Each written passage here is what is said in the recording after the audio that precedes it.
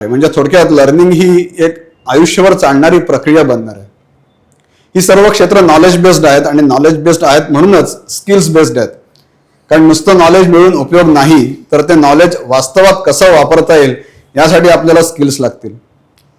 ही skills प्राप्त करायला हवी, पण ती कुठे शिकता येतील?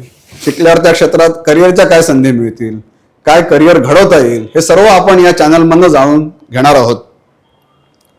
बरं, आपण नोकऱ्यांवरच फक्त लक्ष केंद्रित करणार आहोत का? तिथेच थांबणार आहोत का? तर नाही.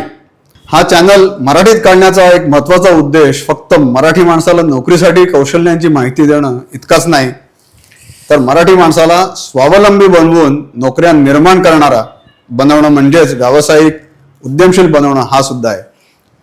आणि मराठी माणूस स्पर्धेच्या युगात मागे राहायला नको असं वाटत असेल तर आपण व्यवसायाच्या संधी हेरून उद्योगांवर पकड मिळवायलाच हवी.